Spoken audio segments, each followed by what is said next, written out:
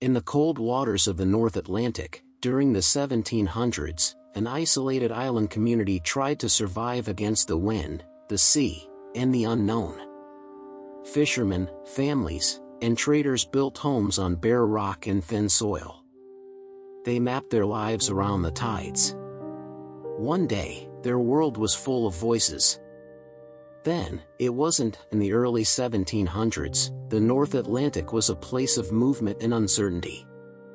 Merchant ships crossed its rough waters, carrying goods, ideas, and disease.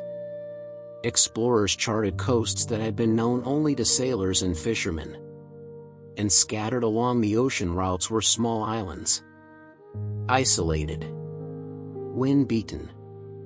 Hard to live on. But still, people came. On one of these islands, a community formed. The land was rocky and uneven. The soil was thin. Trees were few. But the surrounding waters were rich with fish. The air was sharp. The horizon seemed endless. Families built houses from stone and driftwood. Roofs were sealed with turf. Smoke from cooking fires blended with the mist that rolled in each morning. Most of the settlers came from Northern Europe. Many were fishermen. Some were traders. Others followed relatives or employers. Life here was different from the mainland. There were no grand streets. No mansions. No armies. Just a cluster of homes. A small chapel. A storage hut for fish. And the constant sound of the sea. The rhythm of life matched the tides. Men went out in boats before dawn. Nets were cast. Lines were hauled. Fish were salted and dried on wooden racks. Women repaired clothing. Gathered seaweed for fertilizer. Watched children as they played near the cliffs, warned always to stay back from the edge. Storms were frequent. Winds battered the houses. Many nights, families gathered inside, listening to the walls creak. They spoke of ships lost at sea. Of winters that froze the wells. Of the times when the supply boats arrived late. But there was also routine. Births. Marriages. Meals shared. Songs sung quietly in the evenings. On calm days, the sea looked silver and still. Boats drifted quietly. Gulls circled slowly in the sky. Smoke rose straight up from chimneys. In those moments, the island felt safe. Yet the community always depended on outside contact. Supplies came from traders who crossed open water. Goods were exchanged. News was shared. The islanders heard of wars in Europe. Of new settlements across the ocean.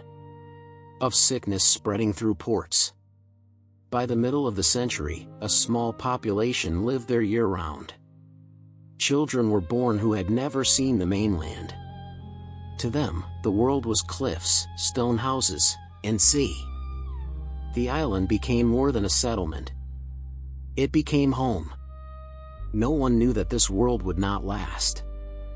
No one imagined that, one day, every house would stand empty. Nets would rot on the shore. And the sound of human life would fade from the island entirely. As the years passed, the island community faced growing challenges. Winters seemed longer. Storms hit with greater force. The fishing grounds, once abundant, became harder to predict. Some seasons were plentiful. Others brought only empty nets and hungry families. Trade ships arrived less frequently. Routes changed. New ports grew more important. Captains looked for larger markets and safer harbors. The island was small. Remote. Easy to forget. When supplies did arrive, they were often limited. Salt. Grain. Tools. Everything had to last. The islanders adapted. They repaired nets until they were nothing but patches of patches. They mended boats again and again. They learned to ration food through the cold months. Families shared what they had. The chapel became a gathering place, not only for worship, but for discussion, for planning, for quiet worry. Illness visited the island more than once. Coughs spread quickly in the small houses. Fevers took the old and the very young. Graves were dug into shallow soil. The wind blew over them. Names were spoken less often over time. The younger generation began to question their future. Some heard stories from sailors about life elsewhere. Towns with markets, schools, roads, warm houses with thick walls. Opportunities that did not depend entirely on the mood of the sea. Letters were written. Arrangements were discussed. A few families left. Others stayed. Unsure. Leaders of the community debated what to do. Should they remain and preserve the life they knew? Or leave behind everything familiar to seek survival somewhere else? There was no clear answer. Every choice carried risk. The climate did not help. A series of harsh winters struck the region. Boats froze into shallow coves. Nets snapped. Livestock died. Food stores dwindled. The chapel bell rang more often. Not for celebrations, but for loss. The island felt smaller. The world beyond felt further away. Some tried to rebuild. They repaired houses, strengthened walls with stone, reinforced boats. But the sense of uncertainty grew stronger. Families spoke quietly at night. Children listened without understanding. A decision was forming. Slowly, reluctantly. The island had given them life. Now, it seemed, it could no longer sustain it. The final years of the settlement came quietly. There were no dramatic battles. No fires. No single disaster. Instead, there was a steady decline. One family left. Then another. Boats departed carrying people and what little they could take with them. They took nets, tools, religious books, small keepsakes. But much had to be left behind. Heavy furniture, stone walls, roof timbers, footpaths worn by generations. Some who remained watched from the shore as boats disappeared into fog.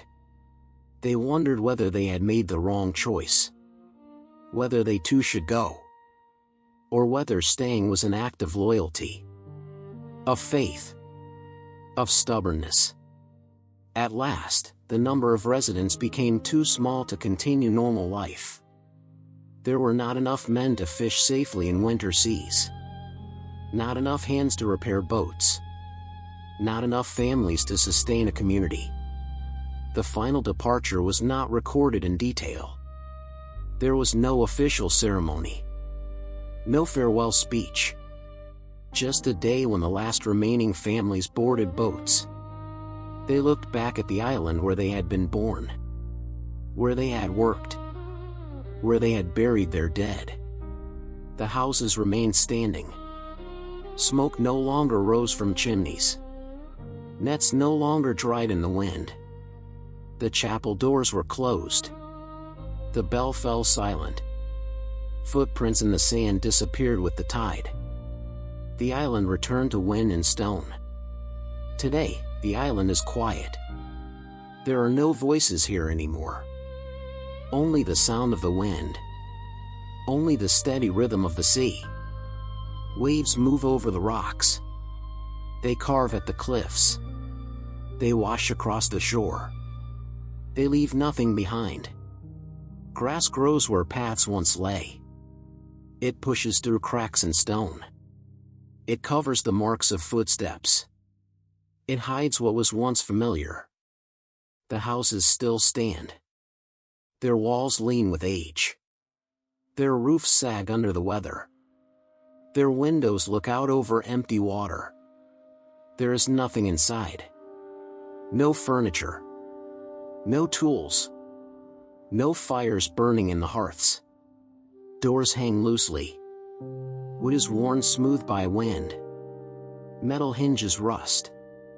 They creak softly when the breeze moves them. The chapel remains as well. Its small bell is silent. Dust gathers on the stone floor. Benches sit empty in the dim light. No prayers are spoken. No songs are sung. No candles burn at dusk. Only shadows fill the room. The shore holds fragments of another time. Pieces of broken boats. Old nets tangled in rock. Wood bleached pale by the sun and salt. There are no fishermen now. No oars dipping into the sea. No sails rising in the wind. No voices calling across the water.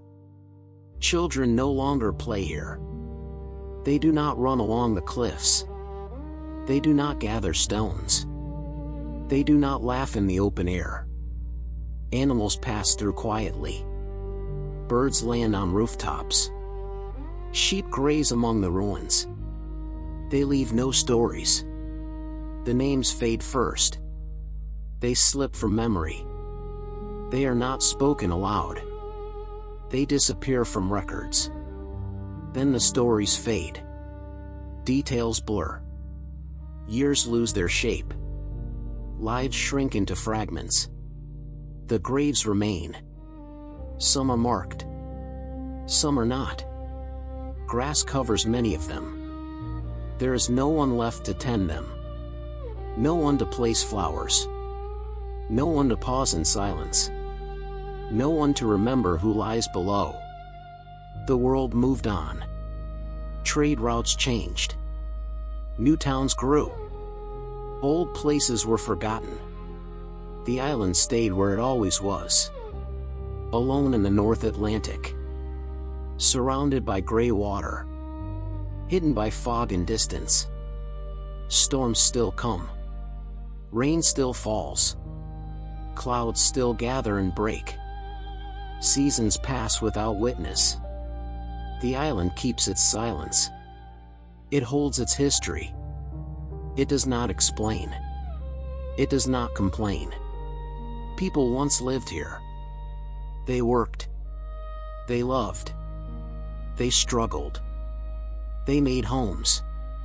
They raised children. They laughed quietly at night. They listened to the wind and the waves. Then they left. Their lives continued elsewhere. Their children forgot the island. Their grandchildren never knew it. So the memory thinned. And the past dissolved. And the story slipped away. What remains is simple. Stone. Sea. Wind. Empty houses watch the horizon. Grass moves softly in the fields. Shadows stretch across broken paths. There is no ending spoken aloud. No final farewell. No closing words. Only stillness. Only space. Only time. The island remains. The people do not. Silence fills the place where life once was. And the world forgot. These stories are rarely told. Subscribe if you want to hear the next one.